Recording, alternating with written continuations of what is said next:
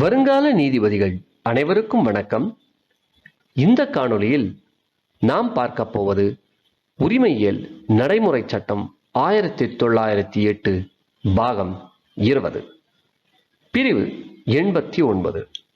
ஒருவேளை இதற்கு முன்பாக வெளியிடப்பட்ட பாகம் 19 நீங்க பார்க்கல அப்படின்னு சொன்னா அதற்குண்டான லிங்கை மேலே ஐகார்டில் கொடுத்துருக்கேன். ஒருவேளை இதற்கு முன்னாடி வெளியிடப்பட்ட பாகங்களை நீங்க பார்க்கணும் அப்படின்னு நினைச்சீங்கன்னா, அதாவது பாகம் 1லிருந்து இந்த பாகம் உட்பட, அதாவது பாகம் 20 வரை நீங்க பார்க்கணும் அப்படின்னு நினைச்சீங்கன்னா, அது மொத்தத்தையும் உள்ளடக்கிய பிளேலிஸ்ட், அதற்குண்டான லிங்கை கீழே டிஸ்கிரிப்ஷன்ல கொடுத்துருக்கேன்.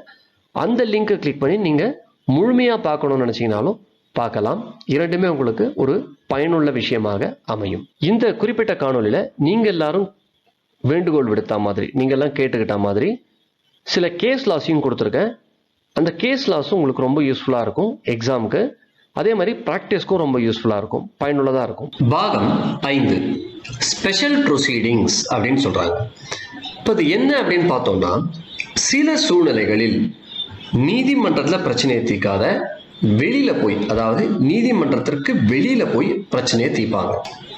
இன்னும் தெளிவாக நம்ம புரிஞ்சுக்கணும் அப்படின்னு பார்த்தீங்கன்னா, பொதுவாக ப்ரொசீடிங் நடக்காத ஸ்பெஷலாக சிறப்பாக ஏதாவது ஒன்று நடக்கும்.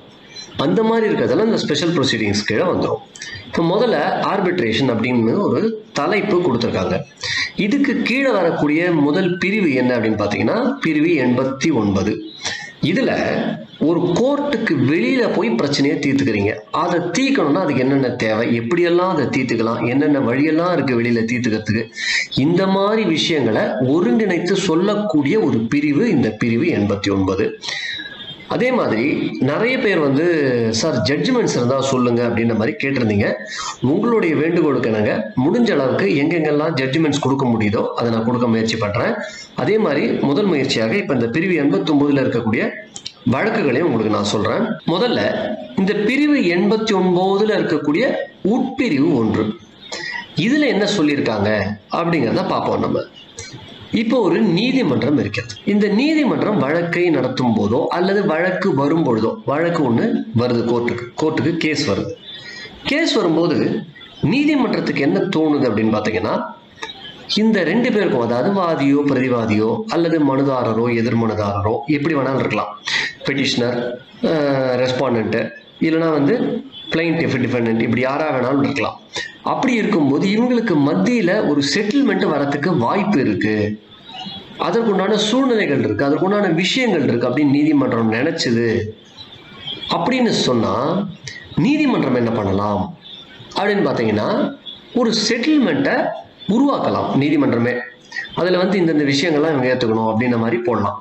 போட்டுட்டு பார்ட்டிஸ்க்கு கொடுப்பாங்க. யாரெல்லாம் வழக்கு தரப்பினரோ அவர்களுக்கெல்லாம் இதை கொடுப்பாங்க. கொடுத்துட்டு நீங்க என்னங்க நினைக்கிறீங்க இதை பத்தி சொல்லுங்க அப்படின்னு சொல்லுவாங்க. அவங்களும் சொல்லுவாங்க இது மாதிரி பிரச்சனை. ஒரு உதாரணத்துக்கு சொத்து தகராறு அப்படின்னு சொன்னா அவங்க என்ன சொல்லுவாங்க, இந்த சொத்துல ஒரு 1/4 பங்கு தானே அவர் கேட்கிறாரு, 1/4 பங்கு வேண்டாம், அதை விட இன்னும் கொஞ்சம் குறைவா நீங்க கொடுங்க அப்படின்ற மாதிரி ஒரு செட்டில்மெண்ட் கொண்டு வரலாம் அப்படின்னு நீதிமன்றம் நினைத்தால் இதை எழுத்துப்பூர்வமாக கொடுத்து நீங்க என்ன நினைக்கிறீங்க சொல்லுங்க அப்படின்னு சொல்லி கேட்டோம்னா அவங்க என்ன சொல்லுவாங்க, சரிங்க இது ஏத்துக்கிற மாதிரி இருக்கு அப்படின்னு சொன்னா நீதிமன்றம் என்ன பண்ணும் அப்படின்னு பாத்தீங்கன்னா, இந்த விஷயங்களை மறுபடியும் எழுதி அவங்க சொன்னதின் அடிப்படையில் ஒண்ணு நீதிமன்றமே என்னென்னலாம் பண்ணலாம்னு எழுதி கொடுக்கும். அதுக்கப்புறம் வழக்கு தரப்பினர் இதெல்லாம் பண்றதுக்கு நாங்க ஏத்துக்கிறோம்னு சொல்லுவாங்க. அதையும் கணக்கில் கொண்டு வேற ஒரு மாதிரி செட்டில்மெண்ட் அரைவ் பண்ணி அதை ரெஃபர் பண்ணுவாங்க. யார் யாருக்கெல்லாம் ரெஃபர் பண்ணுவாங்க, எந்தெந்த விஷயங்களுக்கு ரெஃபர் பண்ணுவாங்க அப்படின்னு பார்த்தீங்கன்னா, ஒன்று ஆர்பிட்ரேஷன், இன்னொன்று கான்சிலியேஷன், மூணாவது பார்த்தீங்கன்னா ஜுடிஷியல் செட்டில்மெண்ட், லோக் அதாலத் மூலமா நம்ம தீர்த்துக்கிறது. அப்படி இல்லைன்னு சொன்னா மீடியேஷனுக்கு ரெஃபர் பண்ணுவாங்க. இந்த மாதிரி 4 வகையில ஒரு பிரச்சனையை நீதிமன்றத்திற்கு வெளியில தீர்ப்பாங்க. இப்போ இந்த 4 விஷயங்கள் இருக்குல்ல, இந்த 4 விஷயங்கள் என்னென்ன அப்படிங்கிறத ஒன்னொன்னா இப்ப நம்ம பார்க்க ஆரம்பிப்போம். இப்போ இதுல முதல் விஷயம் ஆர்பிட்ரேஷன்னா என்ன அப்படிங்கிறத நம்ம பார்ப்போம். இந்த ஆர்பிட்ரேஷன் அப்படின்ற வார்த்தை இங்க இருக்கு பாருங்க, ஹைலைட் பண்ணிருக்கேன் எல்லோ கலர்ல. இந்த ஆர்பிட்ரேஷன் அப்படிங்கிறது ஒரு பிரச்சனை வரத்துக்கு முன்னாடியே கூட இதற்குண்டான வழிவகைகளை செய்து கொள்ளலாம். இப்போ ஒரு உதாரணத்துக்கு பாருங்க, நீங்களும் நானும் ஒரு ஒப்பந்தம் போட்டுக்கிறோம், ஒரு அக்ரிமெண்ட் இருக்கு நம்மளுக்கு மத்தியில. அப்ப நான் என்ன சொல்றேன், நம்ம 2 பேருக்குள்ள ஏதாவது ஒரு பிரச்சனை வந்துருச்சு அப்படின்னு சொன்னா நம்ம ஒரு ஆர்பிட்ரேட்டருக்கு ரெஃபர் பண்ணணும் இந்த விஷயத்தை அப்படின்னு சொல்றோம். அதாவது பொதுவாக இருக்கக்கூடிய ஒரு நபருக்கு அப்போ நம்ம அவருக்கு ரெஃபர் பண்ணிட்டு அவர் ஒரு தீர்ப்பு கொடுப்பாரு, அதை நம்ம செயல்படுத்திக்கணும் இப்படின்னு நம்ம ஒத்துக்கலாம். இப்போ நான் சொல்லிக்கிட்டு இருக்க இந்த எல்லா விஷயமும் ப்ராக்டிக்கலா உங்களுக்கு பிராக்டிஸ்க்கு உதவக்கூடிய விஷயங்கள், அதே மாதிரி எக்ஸாம் பாயிண்ட் ஆஃப் வியூலையும் மெயின் எக்ஸாமுக்கு உதவக்கூடிய விஷயங்கள். இப்போ அடுத்தது பாருங்க, இதே ஆர்பிட்ரேஷன்ல என்ன மாதிரி போடலாம் அப்படின்னு பார்த்தீங்கன்னா, நான் ஒரு ஆர்பிட்ரேட்டரை நியமனம் பண்ணுவேன், நீங்க ஒரு ஆர்பிட்ரேட்டரை நியமனம் பண்ணணும். இந்த 2 ஆர்பிட்ரேட்டரும் சேர்ந்து மூணாவதா ஒரு நபரை பொதுவாக இவங்க தேர்ந்தெடுத்து இந்த 3 பேரும் சேர்ந்து தீர்ப்பு கொடுக்கணும் இப்படின்னு நம்ம சொல்லலாம். இல்லைன்னா சோல் ஆர்பிட்ரேட்டர், ஒரே ஒரு ஆர்பிட்ரேட்டர் மட்டும் தீர்ப்பு கொடுக்கணும் இப்படின்னு நம்ம சொல்லலாம். இதை கொடுத்துட்டாங்க அப்படின்னு சொன்னா இதை நேரடியாக எடுத்துட்டு போய் எக்ஸிகியூஷன் நிறைவேற்றுதல் மனு தாக்கல் செய்து அதை நிறைவேற்றுறதுக்கு என்னென்ன செய்யணுமோ அதை செய்வாங்க. இது ஒரு ப்ராசஸ். இப்போ இந்த மாதிரி எதுவுமே ஒத்துக்கல ஆர்பிட்ரேஷனுக்கு அப்படின்னு சொன்னா அந்த சூழ்நிலையில் நீதிமன்றம் நீங்க ஆர்பிட்ரேஷனுக்கு போங்கன்னு சொல்ல முடியுமா அப்படின்னு கேட்டா கண்டிப்பா சொல்லலாம். ஆனா எல்லா பார்ட்டியும் ஒத்துக்கணும். சரிங்க, நாங்கள் ஆர்பிட்ரேஷனுக்கு ஒத்துக்கிறோம் அப்படின்னு சொன்னா நீதிமன்றம் என்ன பண்ணும், ஒரு ஆர்பிட்ரேட்டரை நியமனம் செய்யும். நீங்க ஆர்பிட்ரேட்டரா இருந்து இந்த பிரச்சனையை தீர்த்து வைங்க அப்படின்னு. அப்ப அந்த ஆர்பிட்ரேட்டர் இது குறித்து ஒரு தீர்ப்பை வழங்குவார். அதை அப்படியே நேரடியாக செயல்படுத்தி கொள்ளலாம். அடுத்து இரண்டாவது விஷயம் பார்த்தீங்க அப்படின்னு சொன்னா கான்சிலியேஷன். இப்போ இந்த கான்சிலியேஷன் நீங்க பாத்தீங்க அப்படின்னு சொன்னா இதை வந்து பச்சை கலர்ல ஹைலைட் பண்ணி காமிச்சிருக்கேன், வித்தியாசம் தெரியணும்னு. இந்த கான்சிலியேஷன் பாத்தீங்கன்னா கிட்டத்தட்ட இன்ஃபார்மல் தான், ஒரு ஃபார்மலா போய் பர்ஃபெக்டா பண்றது அப்படிலாம் கிடையாது. கான்சிலியேஷன்ல என்ன பண்ணுவாங்கன்னா, இப்போ உங்களுக்கும் எனக்கும் பிரச்சனை அப்படின்ற மாதிரி ஒரு சூழ்நிலையை கற்பனை பண்ணீங்க. அப்ப அந்த சூழ்நிலையில நம்ம 2 பேரும் என்ன பண்ணுவோம்னா, நம்ம ஒரு ஆளை நியமனம் பண்ணிக்கலாம். பொதுவா இந்த விஷயத்த பிரச்சனையை தீர்க்கக்கூடிய நபர், இதுக்கு யார் சஜஷன் சொல்லுவாங்களோ, யாரு அறிவுரை கொடுப்பாங்களோ அந்த மாதிரி ஒருத்தரை நம்ம வச்சுக்கலாம் அப்படின்னு சொல்லிட்டு நம்ம 2 பேரும் தீர்மானம் பண்ணி ஒரு ஆளை பக்கத்துல உட்கார வச்சுக்கிட்டு அவர் சொல்லுவார், ஏங்க உங்களுக்கும் அவங்களுக்கு வந்து நாங்கள் இந்த பிரச்சனை இப்படி தீர்த்துக்கலாமே, நீங்க இந்த தீர்வெல்லாம் இருக்குது இதுக்கு அப்படின்ற மாதிரி அவரு சொல்லுவார். அந்த மாதிரி பண்ற பேர் வந்து கான்சிலியேட்டர். அவர் செய்யற அந்த ப்ராசஸ் பேர் வந்து கான்சிலியேஷன். இது வந்து கான்சிலியேஷன். இது கிட்டத்தட்ட பாத்தீங்கன்னா ஃபார்மல் கிடையாது, இன்ஃபார்மலா பண்றது பொதுவா இருக்கும். அடுத்தது பாத்தீங்கன்னா ஜுடிஷியல் செட்டில்மெண்ட் அப்படின்ற வார்த்தையை பயன்படுத்துறாங்க. இந்த ஜுடிஷியல் செட்டில்மெண்ட் நீங்க பாத்தீங்கன்னா including judicial settlement through Lok Adalat. நீங்க எல்லாரும் கேள்விப்பட்டிருப்பீங்க, இந்த செக் பவுன்ஸ் கேஸ் இருக்கு பாருங்க, 138 case, negotiable instruments case, cheque bounce case இப்படிலாம் சொல்லுவாங்க வெவ்வேறு பேர்ல. அதை பொதுவாக நம்ம செக் போட்டு பவுன்ஸ் ஆகி போச்சுன்னா அதுக்கு ஒரு கேஸ் போடுவோம். அந்த கேஸ்ல எதிர்பார்ட்டி என்ன பண்ணுவாங்கன்னா, ஏங்க நாங்கள் இவ்வளவு காசு தரணுங்க, ஏதோ கொஞ்சம் கம்மியா கொடுக்குற, கொஞ்சம் பார்த்து வாங்கிக்கோங்க இப்படின்ற மாதிரி ஒரு சொல்லணும்னு ஆசை. ஆனா இது நேரடியாக போய் சொல்ல முடியாது. அப்ப என்ன பண்ணுவாங்கன்னா, சரிங்க நான் கொடுக்குறேங்க, நீங்க வேணா லோக் அதாலத்துக்கு ரெஃபர் பண்ணி விட்டுருங்க அப்படின்னு சொல்லுவாங்க எதிர்தரப்பு வழக்கறிஞர் வந்து. அப்ப என்ன பண்ணுவாங்கன்னா நீதிமன்றம், சரிங்க இதை நான் லோக் அதாலத்துக்கு ரெஃபர் பண்ணி விடுறேன், நீங்க 2 பேரும் அங்க போய் பேசுங்க, பேசி ஒரு தீர்மானத்துக்கு வாங்க அப்படின்னு சொல்லுவாங்க. இந்த லோக் அதாலத்துல யார் இருப்பாங்க அப்படின்னு பாத்தீங்கன்னா, நிறைய சூழ்நிலையில ஜட்ஜஸே நேரடியா வந்து உட்காருவாங்க, அதாவது சிட்டிங் ஜட்ஜஸே இவங்களே வந்து அங்க உட்காந்து பிரச்சனையை பேசி தீர்ப்பாங்க. அப்போ வந்து ஆர்டர் போடுறது அந்த மாதிரி கிடையாது. அவங்க என்ன சொல்லுவாங்கன்னா, நீங்க என்னங்க சொல்றீங்க, நீங்க என்ன சொல்றீங்க, 2 சைடும் கேட்பாங்க. கேட்டுட்டு சரிங்க இவர் வந்து 1 லட்ச ரூபா தரணும் உங்களுக்கு, இப்ப என்ன சொல்றாருன்னா 80,000 ரூபாய் தரேங்கிறாரு, 20,000 நீங்க விட்டு கொடுத்துருங்களேன், என்ன சொல்றீங்க, கேஸும் முடிஞ்சு போகும் அப்படின்ற மாதிரி பேசுவாங்க. அவரும் சரிங்க 80,000ன்றதுக்கு பதிலாக ஒரு 5,000 மட்டும் எனக்கு எக்ஸ்பென்சஸ் கொடுக்க சொல்லுங்க, கூடுதலா நிறைய செலவாயிருக்கு அப்படின்பாரு. சரி 85,000 ரூபான்னு சொல்லுவாங்க ஜட்ஜி. உடனே எதிர்த்தரப்பு என்ன சொல்லுவாங்க, சரிங்க 85,000 ரூபாய் கொடுத்துட்றாங்க, முடிச்சுக்க சொல்லுங்க அப்படின்னா அந்த 85,000 ரூபாய் கொடுக்குறேன்னு சொல்லி ஒத்துக்கிட்டு எழுதி ஃபைனலைஸ் பண்ணிடுவாங்க. இது லோக் அதாலத்ல நடக்கக்கூடிய விஷயம். அடுத்தது பாத்தீங்கன்னா மீடியேஷன்.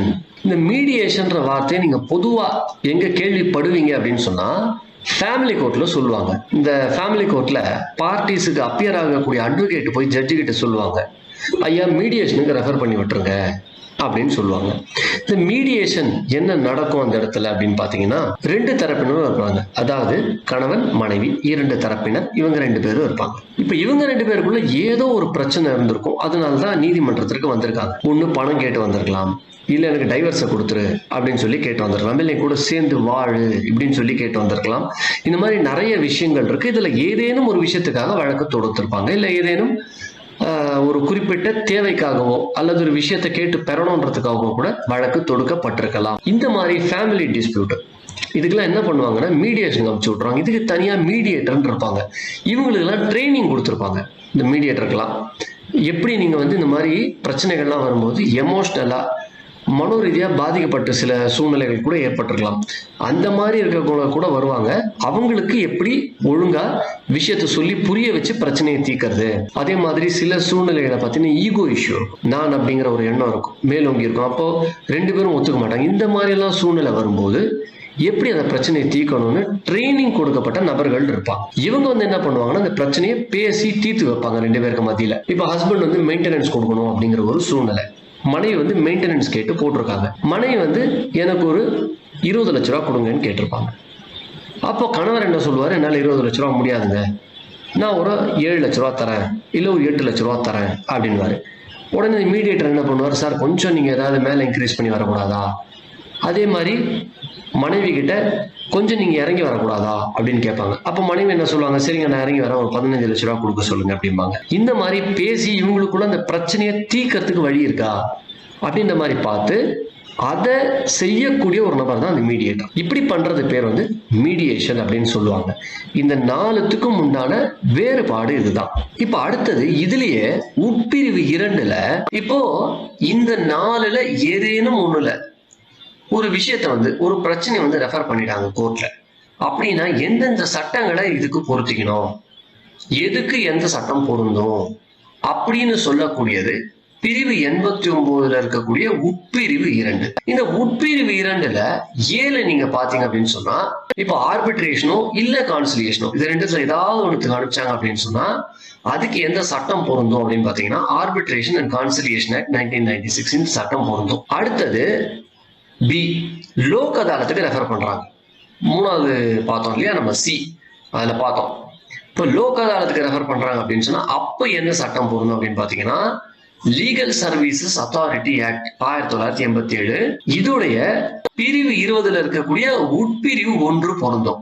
அதே மாதிரி அதுல வேற ஏதேனும் பிரிவு இருக்கு, பொருந்தக்கூடிய பிரிவுகள் இருக்குன்னா அந்த பிரிவும் பொருந்தும். அடுத்தது இதுக்குள்ளேயே சி, இப்போ ஜுடிஷியல் செட்டில்மெண்ட் அப்படின்ற ஒரு வார்த்தையை சொல்றாங்க. அப்போ என்ன பண்ணுவாங்க நீதிமன்றம் அப்படின்னு பாத்தீங்கன்னா ஒரு குறிப்பிட்ட அமைப்புக்கோ அல்லது ஒரு குறிப்பிட்ட நபருக்கோ என்ன பண்ணிடுவாங்கன்னா இந்த பிரச்சனையை அனுப்பிச்சு விட்டுருவாங்க. அவங்க என்ன சொல்லுவாங்க, இங்க ஒரு இன்ஸ்டிடியூஷன் இருக்கு, இந்த மாதிரி பாதிக்கப்பட்ட நபர்களுக்கு வந்து ஒரு தீர்வை கொடுக்கக்கூடிய ஒரு இன்ஸ்டிடியூஷன், அது ஒரு ஸ்தாபனம் அல்லது ஒரு நிறுவனம் அல்லது ஒரு அமைப்பு இருக்கு அப்படின்னு சொல்லி அங்க இந்த பிரச்சனையை அனுப்பிச்சு வைப்பாங்க நீதிமன்றமே நேரடியா. இல்லைன்னா என்ன பண்ணுவாங்கன்னா, சார் நீங்க 2 பேரும் அண்ணன் தம்பி தானே கேஸ் போட்டிருக்கீங்க, ஒரு நபர் இருக்காரு நான் அவர்கிட்ட அனுப்புறேன், அவரு அண்ணன் தம்பிக்குள்ள இருக்கிற பிரச்சனையை தீர்க்கறதுல ரொம்ப திறமையானவர், அவர்கிட்ட அனுப்புறேன் அப்படின்னு சொல்லி நீதிமன்றம் அனுப்ப முடியும். அப்ப அந்த மாதிரி அனுப்பிச்சா அதுவும் கூட லோக் அதாலத்தா தான் கருதணும். அந்த நபரோ அல்லது அமைப்போ யாருக்கு அனுப்பிச்சாலும் சரி அதை லோக் அதாலத் அப்படின்னு தான் நம்ம கணக்கில் எடுத்துக்கணும். அப்ப அந்த சூழ்நிலை எந்த சட்டம் பொருந்தும் பாத்தீங்கன்னா அப்பையும் கூட லீகல் சர்வீசஸ் அத்தாரிட்டி ஆக்ட் 1987 இந்த சட்டம் தான் பொருந்தும். ஏன்னா அதுவும் லோக் அதாலத்தா நம்ம கணக்குல எடுத்துக்கணும். சரி, ஒருவேளை மீடியேஷனா இருந்தது அப்படின்னு சொன்னா கோர்ட் என்ன பண்ணணும் அப்படின்னு பாத்தீங்கன்னா இந்த பார்ட்டிஸ்க்கு மத்தியில், அதாவது வழக்கு சம்பந்தப்பட்ட நபர்கள் இருக்காங்க பாருங்க, இவங்களுக்கு மத்தியில ஒரு காம்ப்ரமைஸை கொண்டு வரணும், ஒரு சமரசத்தை ஏற்படுத்தணும். ஏற்படுத்தி என்ன மாதிரியான ப்ரொசீஜர் ஃபாலோ பண்ணணும்னு சொல்றாங்களோ நீதிமன்றம் அந்த ப்ரொசீஜரை ஃபாலோ பண்ணி இந்த பிரச்சனையை தீர்க்கணும். இது பாத்தீங்கன்னா டீல சொல்லப்பட்டிருக்க விஷயம். இந்த பிரிவு எப்ப வந்து இந்த சட்டத்துக்குள்ள வந்தது அப்படின்றத நீங்க பாத்தீங்கன்னா 1/7/2002 அதாவது 1ஆம் தேதி ஜூலை 2002 தான் இந்த குறிப்பிட்ட பிரிவு உள்ள வருது. இது எந்த சட்டத்தின் அடிப்படையில கொண்டு வரப்படுகிறது அப்படின்றத பார்த்தோம்னா சிபிசி அமெண்ட்மெண்ட் ஆக்ட், இதுல ஒரு அமெண்ட்மெண்ட் கொண்டு வராங்க. அது 46/1999 அப்பதான் கொண்டு வராங்க. அதுல கொண்டு வரப்பட்ட ஒரு பிரிவு, இது சம்பந்தப்பட்ட வழக்குகளும் சிலது இருக்கு. அந்த வழக்குகள் என்னென்ன அப்படிங்கறது ஒன்னொன்னா இப்ப நம்ம பார்க்கலாம். சுப்ரீம் கோர்ட்ல 2005ல ஒரு தீர்ப்பு கொடுக்கறாங்க. இது எது சம்பந்தப்பட்டது அப்படின்னு பாத்தீங்கன்னா 2002ல இந்த உரிமையியல் நடைமுறை சட்டத்துல சில மாற்றங்கள்லாம் கொண்டு வராங்க, மிக முக்கியமான மாற்றங்கள். அதுல இந்த பிரிவு 89 ஒரு முக்கியமான மாற்றம், இதை புதுசா கொண்டு வராங்க. அப்ப கொண்டு வரும்போது இந்த மாதிரி கொண்டு வந்த மாற்றங்கள்லாம் சரியில்லை அப்படின்ற மாதிரி சேலம் அட்வொகேட் பார் அசோசியேஷன் இவங்க வந்து ஒரு வழக்கு தொடுக்கிறாங்க. இது வந்து உச்சநீதிமன்றத்தால வழங்கப்பட்ட தீர்ப்பு, அதாவது சுப்ரீம் கோர்ட் கொடுத்த ஜட்ஜ்மெண்ட் இது. அதுல honourable justice Y K S. Agarwal, honourable justice D M. Dharmadhikari, honourable justice Tarun Chatterjee இவங்க எல்லாம் இருக்காங்க. கேஸ் நம்பர் பாத்தீங்கன்னா ரிட் பெட்டிஷன் சிவில் 496 ஆஃப் 2002. இதுல பல விஷயங்களை பேசுறாங்க. உங்களுக்கு நீங்க பார்க்கணும் அப்படின்னு சொன்னா நீங்க ஆன்லைன்ல கூட இதை தேடலாம், எளிமையா உங்களுக்கு கிடைக்கும். கூகுள் பண்ணீங்கனாலே இந்த ஜட்ஜ்மெண்ட் வந்து உங்களுக்கு கிடைச்சிடும். நம்ம இதை முழுமையா பார்க்காத இதுல முக்கியமான விஷயங்கள் என்னென்ன அப்படிங்கறத மட்டும் நம்ம பார்க்கலாம். அதாவது இந்த பிரிவுக்கு ஒத்து போகக்கூடிய விஷயங்கள் என்னென்ன, இந்த பிரிவுக்கு தேவையான விஷயங்கள் என்னென்ன. செக்ஷன் 89 இது சம்பந்தப்பட்ட விஷயங்கள் சொல்லப்பட்டிருக்கு. இந்த குறிப்பிட்ட வழக்குல ஆல்டர்னேட் டிஸ்பியூட் ரெசல்யூஷன், அதாவது ஒரு பிரச்சனை இருக்கு, அந்த பிரச்சனையை நீதிமன்றம் அல்லாது வேற ஏதேனும் ஒரு முறையில தீர்க்க முடியுமா அப்படின்ற மாதிரி விஷயங்களை குறித்து எல்லாம் பேசிட்டு அது மாதிரி கொண்டு வந்தது சரிதான், சட்ட ரீதியாக இந்த பிரிவு 89 செல்லக்கூடியதுதான். ஆனா அதுக்கு ஒரு கமிட்டியை உருவாக்குறோம். அந்த கமிட்டி வந்து இதை எப்படி செயல்படுத்தலாம், என்ன மாதிரி எல்லாம் இதை வந்து சிறப்பாக செயல்படுத்த முடியும், அதற்கு என்னென்னலாம் செய்யலாம் அப்படிங்கிறத பார்க்கட்டும் அப்படின்ற மாதிரி ஒரு தீர்ப்பை கொடுக்கிறார்கள். இது ஒரு வழக்கு. இரண்டாவதா நம்ம பார்க்கக்கூடிய ஒரு வழக்கு, இதுவும் உச்ச நீதிமன்றம் வழங்கிய ஒரு தீர்ப்பு தான். இது ஜெகதீஷ் சந்தர் வெர்சஸ் ரமேஷ் சந்தர் அப்படிங்கிற ஒரு வழக்கு. இது வந்து 26 ஏப்ரல் 2007 அப்போ கொடுக்கப்படக்கூடிய ஒரு தீர்ப்பு. அப்போ கொடுக்குறாங்க இந்த தீர்ப்பை. நீதிபதிகளா யார் யார் இருந்தாங்க அப்படின்னு பாத்தீங்கன்னா, மாண்புமிகு நீதியரசர் H.K. சேமா, மாண்புமிகு நீதியரசர் R.V.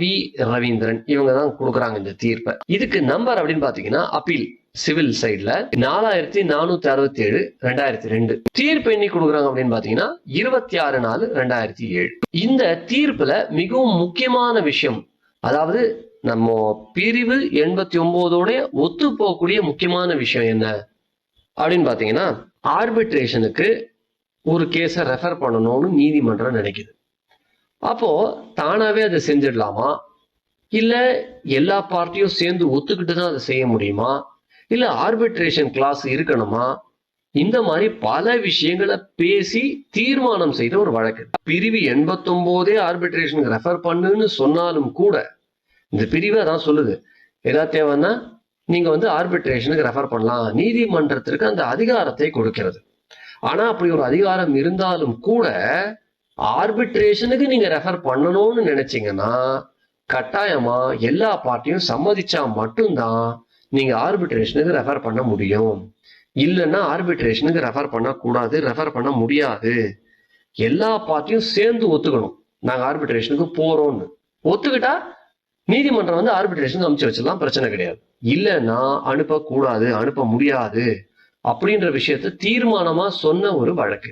இந்த வழக்குல முடிவுல என்ன சொல்லப்பட்டிருக்கு, என்ன தீர்ப்பு கொடுத்தாங்க அப்படின்னு பாத்தீங்கன்னா, அப்பீலோ அலோவ் பண்ணிடுறாங்க, ஆர்பிட்ரேட்டரை அப்பாயிண்ட் பண்ணது செல்லாது, அதை நாங்க தள்ளி வைக்கிறோம் அப்படின்னு சொல்லி செட் அசைட் பண்ணிடுறாங்க. அதை அதே மாதிரி செக்ஷன் 11 அப்ளிகேஷன் வந்து ரிஜெக்ட் பண்றோம், ஃபர்ஸ்ட் ரெஸ்பாண்டன்ட் போட்டது அப்படின்னு சொல்லிடுறாங்க. அதே மாதிரி பார்ட்டிஸ் அவங்கவுங்களுக்கு என்ன செலவாச்சோ அதை அவங்கவுங்களே பார்த்துக்கணும் அப்படின்ற விவரத்தையும் சொல்லிடுறாங்க இந்த தீர்ப்புல.